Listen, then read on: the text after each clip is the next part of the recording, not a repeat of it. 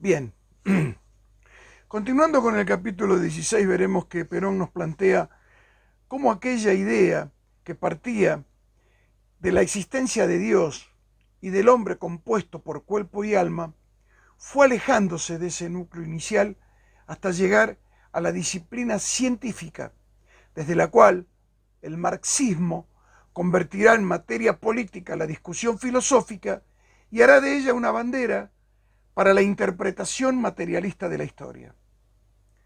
En este itinerario, dice Perón, hemos pasado de la comunión entre materia y espíritu al imperio pleno del alma y de ahí a su disolución y anulación final. Y agrega que pese al flujo y reflujo de las teorías, el hombre, compuesto de alma, cuerpo, vocaciones, esperanzas, necesidades y tendencias, sigue siendo el mismo. Lo que ha variado es el sentido de su existencia, porque aquella oscilación puede convertir al hombre en un ente sometido y explotable, tanto desde el individualismo como del colectivismo. Es decir, las sociedades se mueven en un sentido pendular desde el espiritualismo extremo al materialismo extremo y desde el colectivismo extremo al individualismo. Espíritu y materia, individuo y colectividad. De eso se trata la eterna lucha que el peronismo resuelve, el pensamiento de Perón resuelve a través de lo que ya vimos en otras clases, la armonía, la proporción y el equilibrio.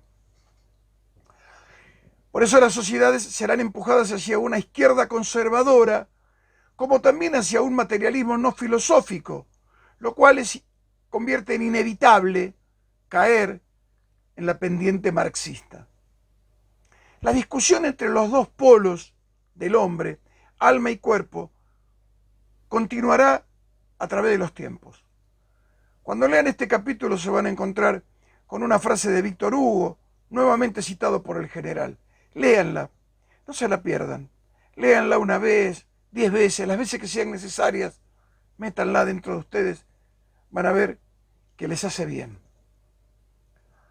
Porque de lo que se trata, en suma, es de aquellas jerarquías humanas que Perón sostiene necesario revisar. Porque sin el hombre no podemos comprender en modo alguno los fines de la naturaleza, el concepto de la humanidad, ni la eficacia del pensamiento. Y no se refiere Perón al hombre máquina, al hombre enjaulado entre las opciones de producir y consumir. No se refiere Perón al hombre sin techo celeste.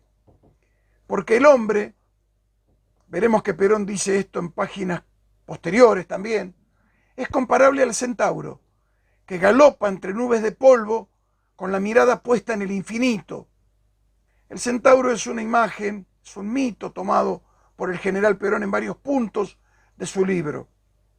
Y eso nos habla de un ser dueño del libre albedrío en su patria terrestre y libre para escrutar el silencio de los cielos en su patria celeste, como había dicho unos años antes el maestro Leopoldo Marechal en su premiado poema llamado precisamente El Centauro. En realidad, Marechal aborda este tema en distintos textos y no solamente en ese poema, pero bueno, eso lo veremos en otro momento, cuando ustedes quieran hablaremos sobre Marechal. Ese es el hombre del que Perón dice que sin él no podemos comprender en modo alguno los fines de la naturaleza, el concepto de la humanidad ni la eficacia del pensamiento. Y por eso, como esa criatura que vivía en relación con el Dios creador en cualquiera de las religiones y hoy ha sido insectificado, es necesario revisar su jerarquía ante sí mismo en su relación vertical con Dios y en su relación horizontal con la naturaleza. El hombre debe revisarse a sí mismo, debe revisar su relación con Dios y debe revisar su relación horizontal dentro de la sociedad y con la naturaleza. El capítulo 17 se inicia con un título en el que Perón se pregunta si la felicidad que el hombre anhela ¿Pertenecerá al reino de lo material? ¿O serán las aspiraciones anímicas, las aspiraciones del ánima, mundi, del hombre, lo que le lleve a ver el camino de la perfección? En este caso, la dirección del pensamiento debería ser en sentido vertical, o sea, en su conexión con Dios, con la divinidad. Y en el anterior, el camino sería la traslación horizontal dentro de la misma sociedad. Algunos cerebros, dice Perón, ya señalan que el desarrollo científico ha insectificado al hombre. El desarrollo científico ha insectificado al hombre. La técnica nos ha transformado en insectos. ¿Cuál es la jerarquía que el ser humano reconoce de sí mismo ante el transatlántico, por ejemplo, o ante un rascacielos? Ha quedado empequeñecido el hombre. Pero el ser humano, sostiene Perón, sigue siendo el mismo, aunque le falta la conciencia de las categorías suficientes, y esa falta puede hacer que esa persona sucumba por un complejo de inferioridad. La civilización tiende a complicarse y puede que quizás no logre resolver por el camino de lo externo cuestiones de íntimo carácter. El materialismo intransigente se apoyó en el progreso. El progreso se tradujo en artefactos: televisión, telefonía celular, aire acondicionado, cable, horno de microondas, luz transpiradora, tarjetas de crédito. Y con ese proceso técnico, con ese progreso técnico, el materialismo vendió también algo que le interesaba: la no espiritualidad. Y privado de su sombra cósmica, el hombre terminó por sentirse minúsculo, ante lo cual el materialismo le proveyó el escudo del resentimiento. La gana, G-A-N-A, gana, el ganismo, sustituyó aquellas potencias interiores del hombre y finalmente, ante carencias de tipo espiritual, el hombre se derrumbó y se entregó a la náusea. La náusea ante lo moral, ante la vida en común, ante las leyes y los procesos inexorables de la historia, es decir, náusea biológica. Y así como el marxismo operó sobre un descontento social, esta náusea operó sobre el descontento individual.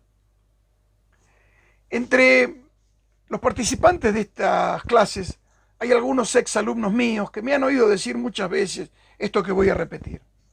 Los males que estamos viviendo en estos años, la violencia de todo tipo, el desenfreno sexual, la necesidad de drogas o alcohol, el hedonismo, la velocidad, la pasión por lo descartable, la insatisfacción, no son otras cosas que demostraciones de muestras de carencias espirituales.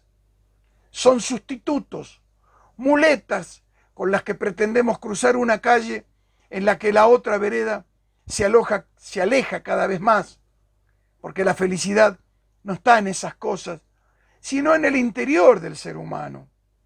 Como dice nuestro poeta o profeta folclórico Pablo Truyenque en una célebre chacarera: fue mucho mi penar andando lejos del pago, tanto correr para llegar a ningún lado, y estaba dentro de mí lo que buscaba por ahí.